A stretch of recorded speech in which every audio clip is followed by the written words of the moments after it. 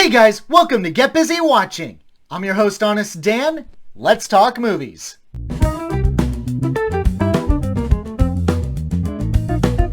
It's time for a rapid fire, so let's hit it.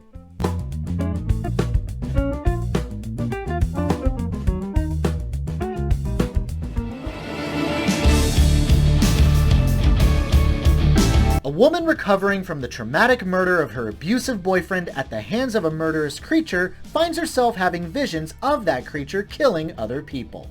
It was awesome to me, but purists may not agree. One of the big reasons I gravitated toward this so much is because it hit levels of an action movie. I can see many saying that's what took them out of it, but that's what kept me engaged. That's not to say that it's not a horror flick at its roots. It's got some effective scares, tension, and chills. The electronic voice Gabriel the monster uses through the electronic devices he controls, yes, that's his superpower, is unnerving. And later on, when you get to the body horror stuff, it's gonna turn your stomach. In terms of genre, it hits all the right notes in all the right ways. Props to Annabelle Wallis for her finest performance of her career, as well as Wan's directing and writing. Small gripe includes the female detective lady. Didn't like her, way too cliche of a non-believer. As a fan of more action-oriented horror films, this was right up my alley, so I recommend it, but be careful if you were expecting a tried and true horror movie. My honest rating for Malignant, a strong 4 out of 5. I'm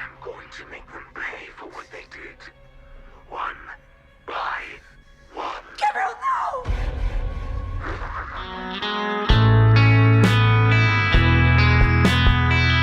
Akemi finds out that she's the daughter of a powerful Yakuza boss, as his competition from that life is now hunting her, with only this amnesiac dude to help her. What?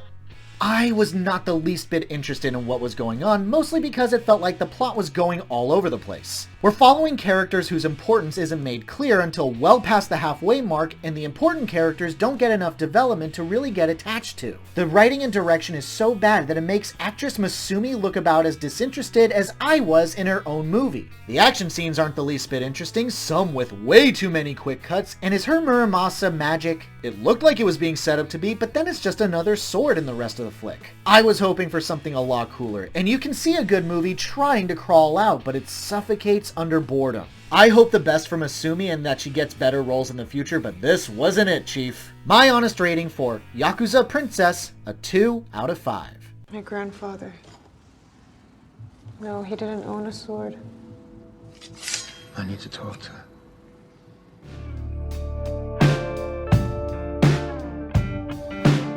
This alien planet makes all the men's thoughts plain as day to hear. Tom Holland meets Daisy Ridley, who crashed on the planet, and her thoughts are silent. Mads Mikkelsen is the villain, and he wants to kill her. Tom simps over Daisy and tries to protect her. If you work this idea right, it could have been downright hilarious. Instead, what we get is something that's infuriating and dull. The biggest issue I had was how the hell does Tom Holland not know how to control his own thoughts? I feel like this is a terrible representation of how thoughts work. I won't deny that it led to some hilariously honest moments, but I'm also not kidding when I say that his character simps over Daisy, and it's kind of painful to watch. He's always thinking about her hair. It's creepy as hell. And poor Daisy. Say what you want about the sequel Star Wars movies, I think she could be a good actress, but this script neuters her down to little more than the damsel in distress with no personality. There's aliens, no one cares. Pretty visuals, but no one cares. Way too dumb, even for a so bad it's funny kind of way.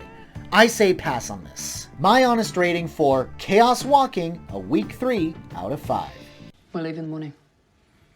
I'd rather stay with you, Todd. I'd rather be with you. Kiss me, Todd. Kiss me. Kiss me. No, wait, I didn't mean to say that. I'm sorry.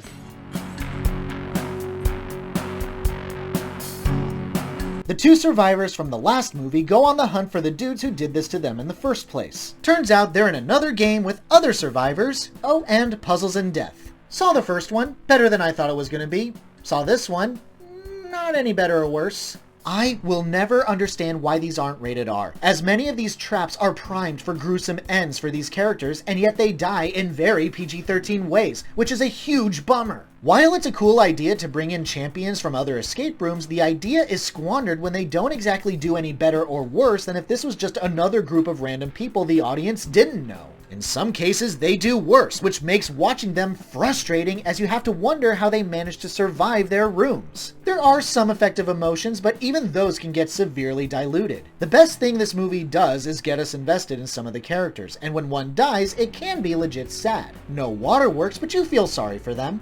Not too bad all things considered, but there was room for improvements that were not taken advantage of. If you like the first one, I say check this one out anyway. My honest rating for Escape Room Tournament of Champions, a 3 out of 5. Minos found us. Did you just say Minos? It's happening again. Thanks so much for watching, you guys. I really appreciate it.